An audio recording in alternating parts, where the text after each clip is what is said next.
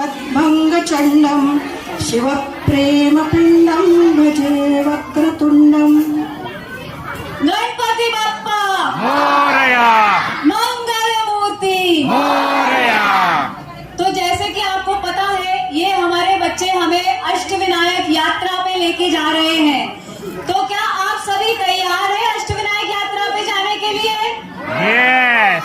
आवाज नहीं आ रही? एक बार और ट्राई करते हैं। क्या आप सभी तैयार हैं इन बच्चों के साथ अष्टविनायक यात्रा पे जाने के लिए? Very good.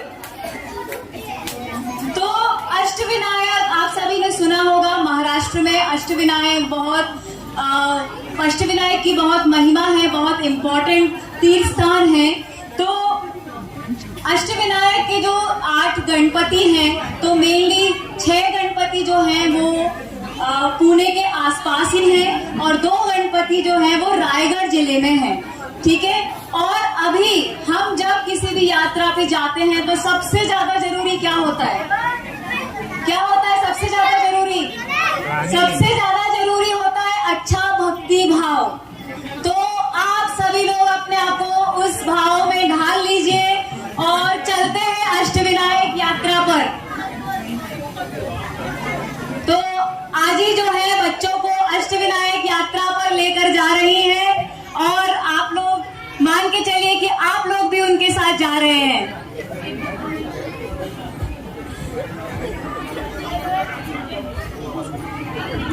अभी हम लोग अष्टविनायक यात्रा पे निकले हैं तो मैं आपको बताना चाहूंगी पहले गणपति के बारे में। तो पहले गणपति जो है वो है मोरगांव के मयूरेश्वर। तो मोरगांव के जो मयूरेश्वर गणपति जी हैं, उधर का जो मंदिर है वो ब्राह्मणी काल में बनाया गया है। बहुत प्राचीन मंदिर है और वो काले पत्थरों से बना है। साथ ही साथ मंदिर के शेप को थोड़ा सा मस्जिद जैसा बनाया गया है। कारण आप सभी समझ सकते हैं, उस वक्त मुगल जो आक्रामक थे वो लोग सारे मंदिरों को खंडित करते थे, इसीलिए उन लोग को ये समझ ना आए, डिफरेंशिएट ना कर पाए, इसके लिए वो थोड़ा सा वैसे शेप में बनाया गया है। और इसके पीछे जो स्टोरी है वो ये है कि सिंधु नाम का एक राक्षस था जिसने पूरी पृथ्वी पर उत्पात मचाया हुआ था और उस राक्षस के वध के लिए सारे देवी देवताओं ने भगवान गणपति से अर्चना की थी कि आप हमें प्लीज इससे मुक्ति दिलाएं। और भगवान गणपति मयूर पे बैठ के आए थे। मयूर मतलब मोर, बच्चों को शायद नहीं पता होगा इसलिए बोल रही हूँ।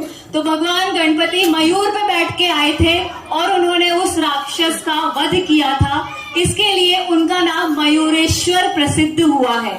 तो ऐसी उनकी कथा है और आज भी वहां पे बारिश के टाइम पे बहुत मोर होते हैं। तो ये तो सब इसके बारे में था। तो चलिए फिर चलते हैं अपन मोरगांव के मयूरेश्वर।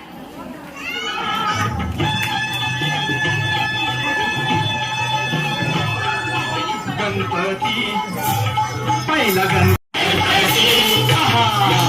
मोरगावचा मोरेश्वर लई मोठं मंदिर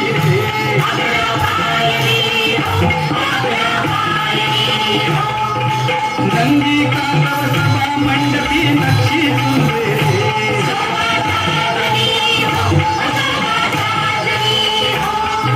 मोर्या गोसाव्यान त्याचा घेतला वसा। अरे मोर्या गोसाव्यान त्याचा घेतला वसा।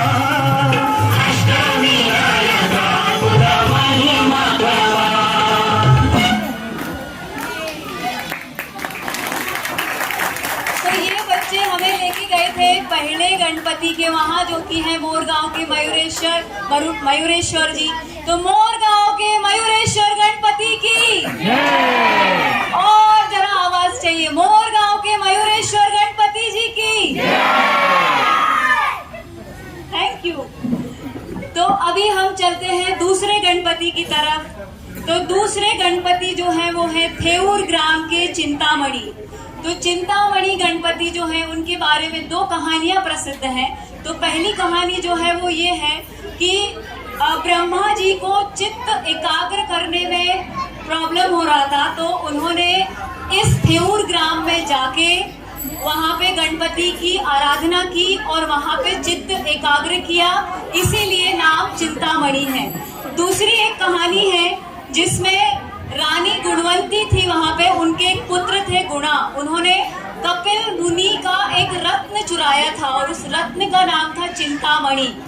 तो जब उन्होंने रत्न चुराया तो कपिल मुनि ने भगवान गणेश से प्रार्थना की कि मेरा वो रत्न आप प्लीज उधर उनसे वापस लाके दे दें। तो गणपति ने उस गुणा का वध किया और वो चिंतामणि का रत्न लेके आए। तब कपिल मुनि ने कहा कि ये रत्न आपसे ज्यादा किसी और के पास सुरक्षित नहीं रह सकता है, और वो रत्न उन्होंने गणपति जी को समर्पित कर दिया। और उस रत्न का नाम, जैसे मैंने आपको बताया, चिंतामणि था। इसके लिए वो गणपति चिंतामणि के नाम से प्रसिद्ध हुए। तो अभी हम चलते हैं थेऊर गांव के चिंतामणि गणपति के दर्शन के लिए।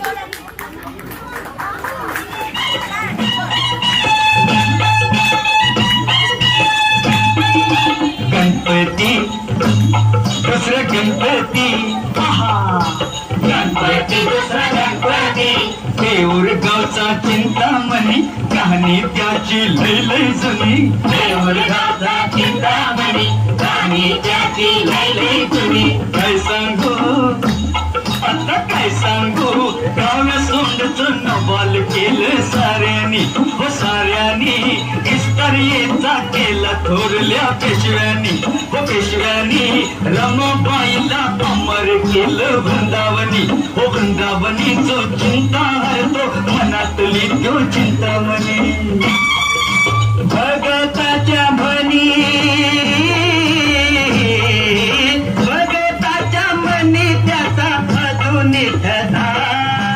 अष्टविनायका तुझा महिमा कसा।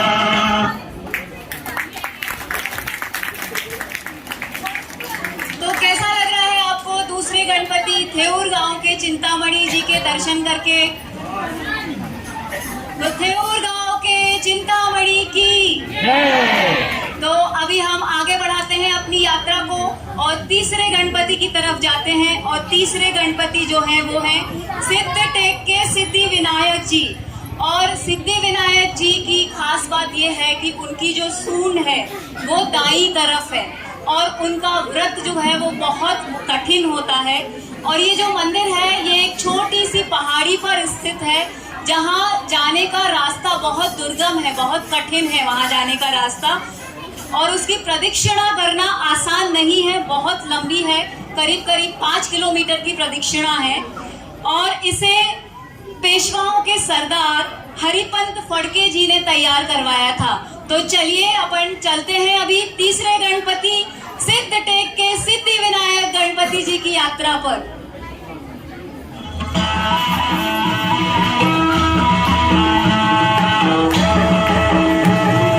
गणपती तिसरा गणपती, गणपती तिसरा गणपती, सिद्धी विनायका तुझा सिद्ध टेक गावर। पायावरी डोई तुझ्या भगताला पावर। सिद्धी विनायका तुझा सिद्ध टेक गावर, पायावरी डोई तुझ्या भगताला पावर।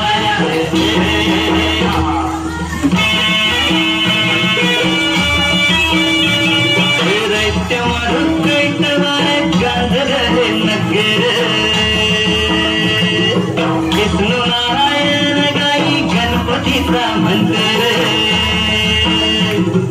राखूस मेर नावार झाले टेकावरी देवळ। राखूस मेर नावार झाले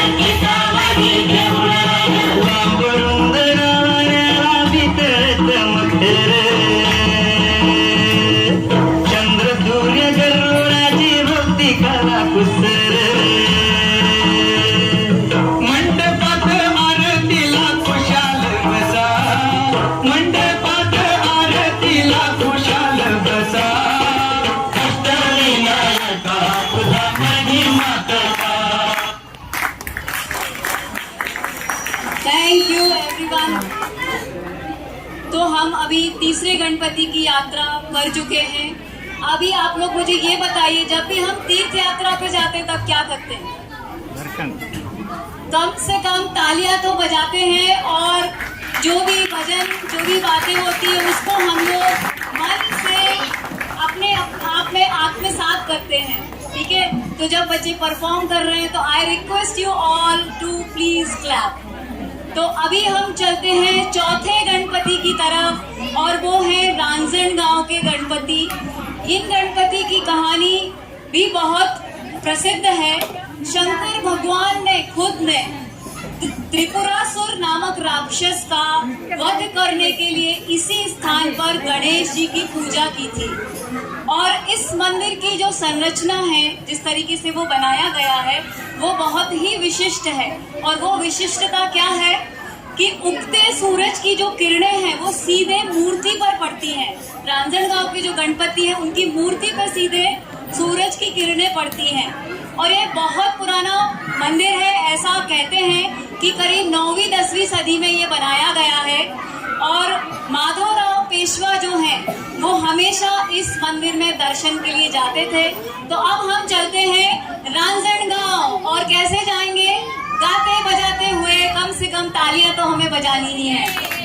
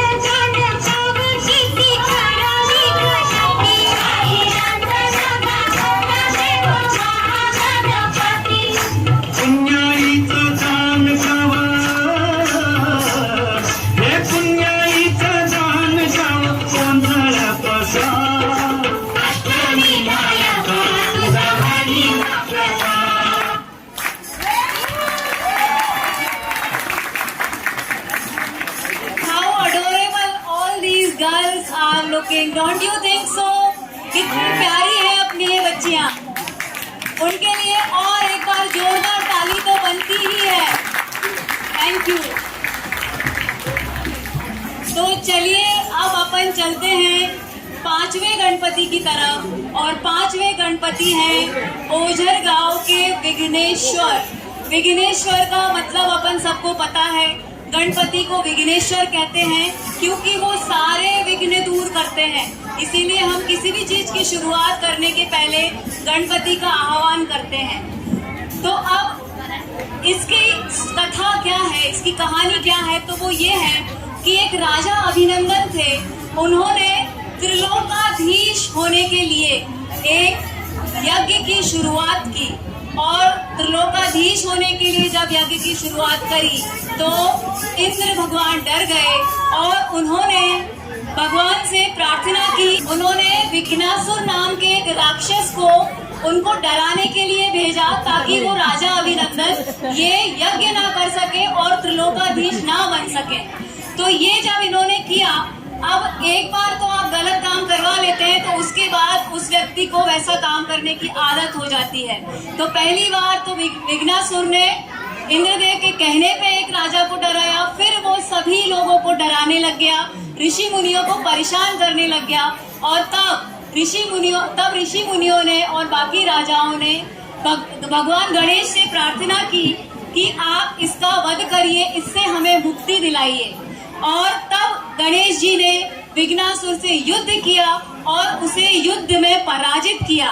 तब विघ्नासुर ने आत्मसमर्पण कर दिया, वो भगवान की शरण में आ गया और उसने भगवान से कहा कि मैं ये सब काम करना बंद कर दूंगा, लेकिन मेरी एक शर्त है कि आप मेरा नाम भी आपके नाम के साथ जुड़ना चाहिए और आप यहीं रह जाइए।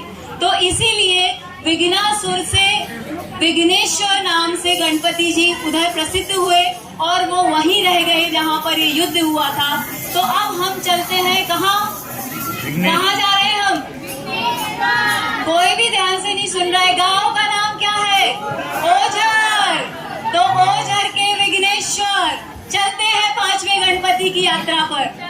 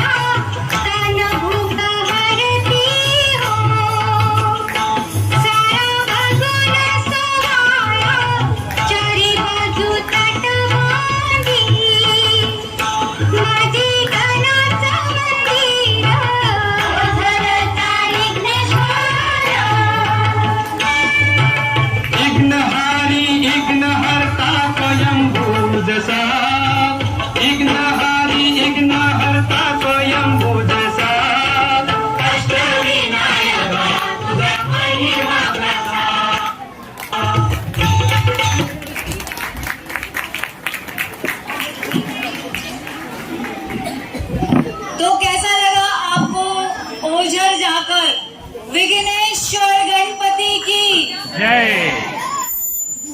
सभी लोग प्लीज पे अटेंशन।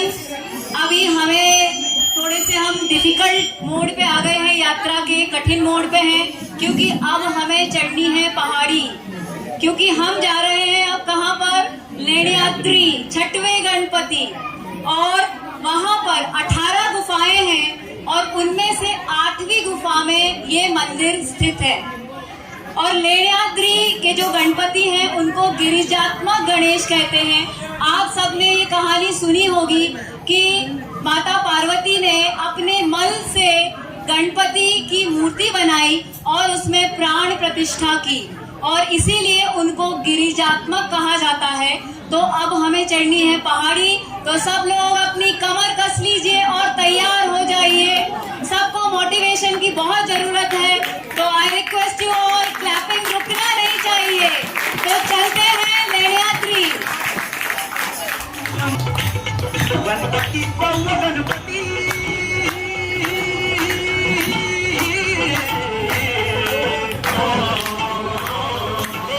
डोंगरावरी नदीच्या तीर गळाची स्वारी तळाला गिरिजात्मक हे नाव नगरमंदी कोरलाय भक्ती भाव रंगीत रंग संगती राम रंगीत रंग संगती राम रंगीत रंग संगती राम खडकात केलं थोडं काम खडकात केलं थोडं काम दगडात मंडपी थांब दगडात मंडपी थांब नरसिंह हस्ती लई दगडात मंडपी गणेश माझा पुत्र समाधान पार्वतीचा पार्वतीचा आणि गिरिजात माझ्या तीन बनवला पुतळा माझीचा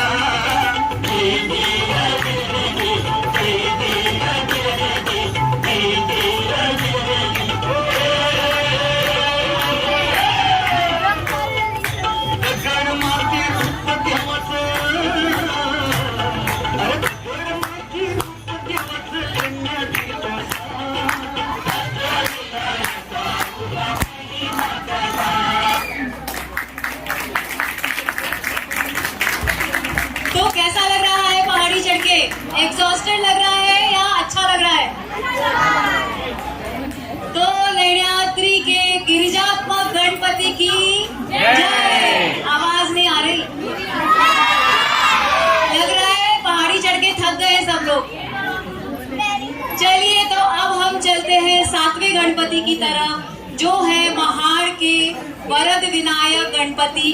और ये गणपति महाराष्ट्र में पुणे के पास में रायगढ़ जिला है, वहाँ पर ये मंदिर है। और इसकी कहानी ऐसी है कि एक ऋषि थे वचक्वनवी नाम के, उनके पुत्र थे कृत सावंड्य पुष्पक। वो जंगल में गणपति की आराधना कर रहे थे। और आपको पता है, जब आप सच्चे मन से भगवान की आराधना करते हैं तो वो किसी न किसी रूप में संकेत देते हैं। तो वहाँ पर उनको ये जो महाड़ गांव का मंदिर है ये उनको दिखा। और ये मंदिर बहुत ज्यादा पुराना है और यह मंदिर जो है वो यश और समृद्धि का प्रतीक है। और यहाँ पे जो रखी हुई मूर्ति है वो ईयर 1680 में तालाब के अंदर से मिली थी। फिर वहाँ पे सूबेदार राम जी ने ये इस मंदिर का निर्माण किया। और वहाँ पे एक और बहुत आश्चर्य वाली बात है कि वहाँ पर एक दीपक है जो निरंतर जलता रहता है। और ये प्रमाणित है कि कम से कम 1882 से वो दीपक निरंतर जल रहा है। तो चलिए अब चलते हैं महाड़ के वरद विनायक के दर्शन के लिए। With lot of clapping.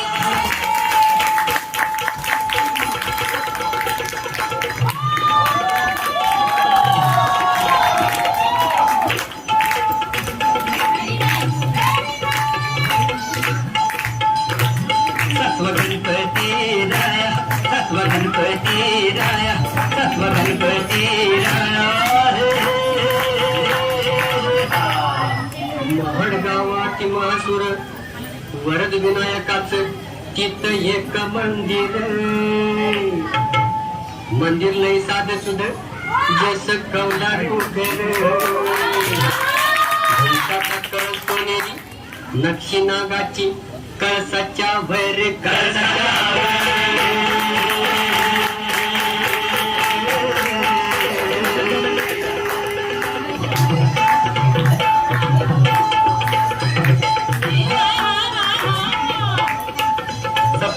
भक्ताला कळ देवळाच्या माग हाय तळ मूर्तिकानाची पाण्यात देन बांधलं तिथे देवळ दगडी भैरप शिवातली प्रसन्न मंगल मूर्ती वरदानाला विनायकाची पूजा कराया येती हो जी जी रे जी